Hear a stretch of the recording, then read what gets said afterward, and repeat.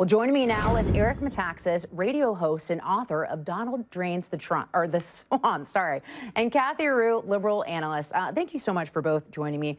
Eric, so a lot of college campuses have been under scrutiny with denying due process rights to the accused, particularly under the Title X regulations with the Obama administration. Is that what we're seeing in this instance? Well, of course. But the funny thing is, they're not just doing it on campus. They're also not even teaching due process on these campuses. In other words, even if you decide this is a private club, we can do what we want, you have to teach your students how America works. In America, not only do we have presumption of innocence, but we're a nation of laws. That's what keeps us from descending into a French Revolution-style bloodbath. And when you base everything on feelings, which is what you're seeing in some of these Me Too situations, nobody can win. So it is absolutely important that they get this right. I'm encouraged that this happened. I think it'll also slow people down who are simply crazy and thinking I can make an accusation and I won't get in trouble. I mean, this woman, you know, seems to be a little crazy. When you read the details, it's pretty weird.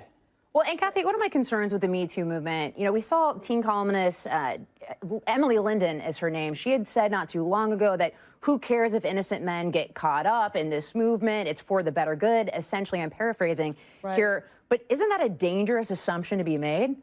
Yeah, but the Me Too movement has everyone having the conversation, which is so important. I mean, but I mean, to be falsely accused if you're innocent, that's a concern, still, right? 9 out of 10 rape victims don't speak up, which is so sad. So the fact that we're having these conversations and the Me Too movement has people investigating, so that he is innocent, thankfully, because people are having the right conversations, because we're having the investigations. So I think the due process happened because the Me Too movement exists. He was let go. Eric, do you agree with that? Then you admit that you stabbed me in the green room. It's not. Let's investigate it and see if that's true. As the stabbed victim, I just want to say people don't believe me, and it's not right. As a victim, you wouldn't have spoken up. You wouldn't have spoken up. I gotta say, it's such a sensitive thing, but in America, we have to be really, really careful because our hearts are in the right place. We want justice, okay? I have a wife, I have a daughter, I have a mother. The idea that pigs like Harvey Weinstein are behaving like this, it makes me and most American men sick and angry. So I think it is right that we're talking about this. However, victims do not come forward.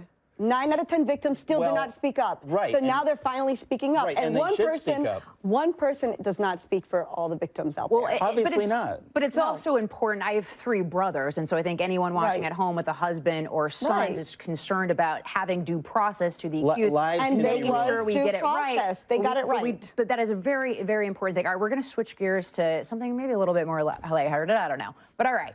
So everyone's got a right to curse, right? I don't know. Well, 2 New York Giants fans are suing because they say their free speech was violated when they were arrested for cursing and flipping off players.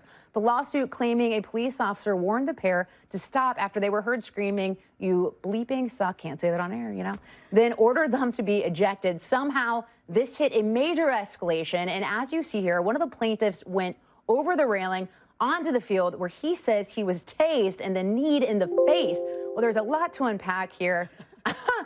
Were their rights violated, Eric? I mean, do I have the right to say the N-word in public?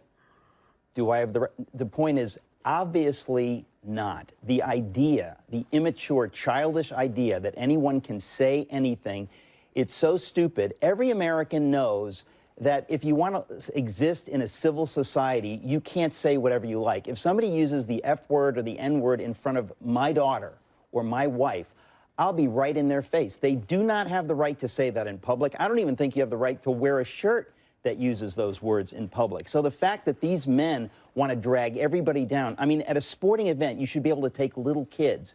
And if you have these jugheads who cannot control their mouths, they're immature, they're not men, they're boys, they're children. They should have their mouths washed out with soap on the 50-yard line at halftime, and they maybe should be branded with a scarlet F on their forehead. I had my mouth washed out with soap when I was younger. It was not pleasant. So, Cathy, what do you make of this? It actually is disorderly conduct. Like, I think in 2 states, Florida, Texas, there's other states that it is actually against the rights. You're not allowed. It's a misdemeanor. No. It's against the law to actually say these things. So people think they have the right, but in America, that's not a right we have, actually. We were talking earlier, I blame pop stars and singers for incorporating this language. It vulgarizes the whole culture. Most parents know we don't want our kids hearing these things, talking about these things. These guys should be made an example of. They should not get away with this. All right, well, we'll end on some agreement. Kumbaya. We're all heading into the night with some agreement. All right, well, we'll be right back with the last bite. Stay tuned.